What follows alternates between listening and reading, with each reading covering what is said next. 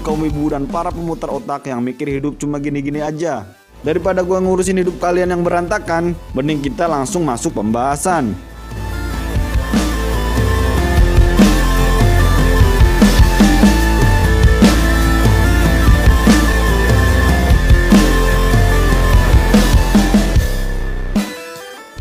Kota suci Ruberius dari kerajaan Ruberion merupakan kota suci diselimuti cahaya yang tenang. Kota suci ini dilindungi oleh penghalang suci. Penghalang tersebut mencegah orang luar yang tidak diundang dan melindungi kota selama lebih dari 1000 tahun. Penghalang tersebut juga menghalangi sinar matahari yang memungkinkan cahaya alami kota dapat diatur. Oleh karena itu, nampak lebih cerah di sore hari dan lebih gelap di malam hari.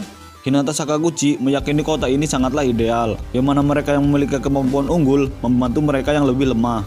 Di saat yang bersamaan, Hinata juga merasa janggal, di mana setiap kali dia berada di kota tersebut, dia dapat berpindah tempat dari Grand Cathedral di kota suci Ruberius menuju gereja Saint Kerajaan Ingracia dalam hitungan detik. Karena kedua kota ini terhubung melalui sirkuit agung. Ibu kota Ingracia adalah kota paling maju yang merupakan asosiasi kebebasan. Mereka memprioritaskan akses langsung ke kota. Bahkan sekitar 600 tahun yang lalu, kerajaan Ingracia dan kerajaan suci Ruberion bertukar sihir penghalang. Akibat dari semua ini, mereka memperoleh kemampuan untuk mendirikan markas besar di kerajaan Ingracia. Sekali lagi, Hinata merasa ada yang tidak sesuai dengan kota ini. Karena kota bebas Ingracia dan kota Ruberius sangatlah bertentangan. Hinata juga merasa aneh ketika melihat perbedaan dari anak-anak dari sekolah Great Holy Chamber, di mana setiap wajah mereka terlihat putus asa. Semua ketidaknyamanan Hinata dimulai setelah mendengar perkataan Rimuru. Karena setiap hari dia selalu terbayang-bayang perkataan Rimuru. Scan berpindah di mana 7 bijak surgawi berkumpul. Mereka mulai bercerita tentang Veldora. Hinata merasa kebingungan begitu mendengar berita bahwa Veldora telah lahir kembali. Karena menurut 7 bijak surgawi, kebebasan Veldora adalah hal yang tidak terbayangkan. Hal ini membuat Hinata menunda perjalanan ke Tempest. Tetapi Hinata juga tidak bisa mengabaikan Raja Iblis yang memerintah dan begitu dekat dengan manusia. Dia juga tidak bisa mengabaikan kehadiran monster berbahaya. Hinata juga berpikir, apakah sesama orang Jepang yang berinkarnasi harus saling berseteru? Apakah dia penghalang yang harus dihilangkan? Karena menurut gereja suci, Rimuru adalah iblis yang sangat jahat. Hinata pun merasa goyah dengan pendiriannya, karena ini merupakan pertama kalinya pemikirannya goyah sejak bergabung dengan gereja Saint Western. Karena untuk pertama kalinya juga muncul sebuah konflik antara pikirannya dengan ajaran gereja. Kemudian Hinata memutuskan menemui instrukturnya. Di depan instruktur, yaitu 7 bijak surgawi, Hinata merasakan udara di sekitar berubah. Karena dia sedang berada di dalam penghalang pertahanan absolut kekaisaran. Tempat ini pun terisolasi dari dunia luar.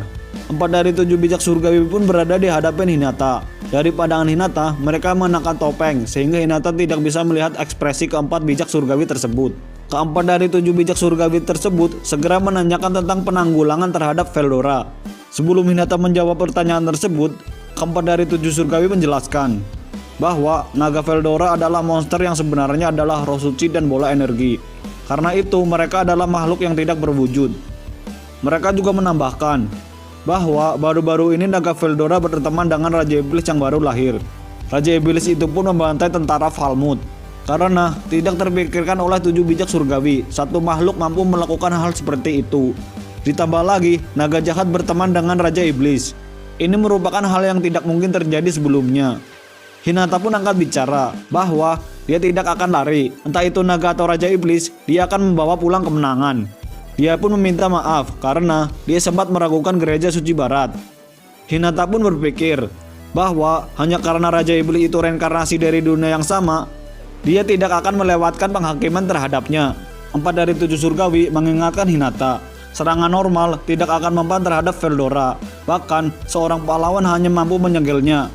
4 dari 7 surgawi pun mengklaim Hinata. Dia tidak akan bisa menghadapinya apalagi untuk mengalahkannya.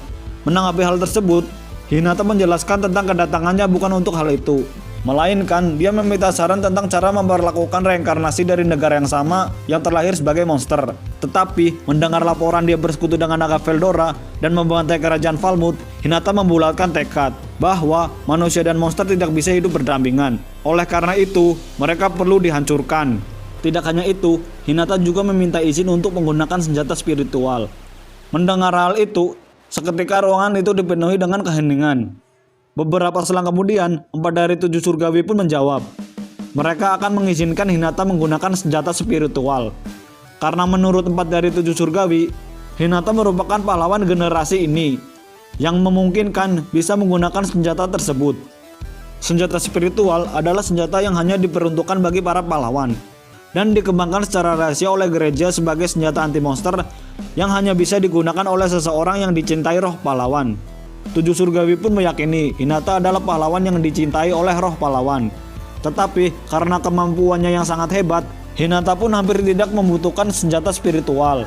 Tetapi menurut Hinata, pahlawan baginya adalah Izawa Zizu, makhluk yang sangat kuat dan sangat baik, makhluk yang bisa membuat keinginan orang menjadi kenyataan.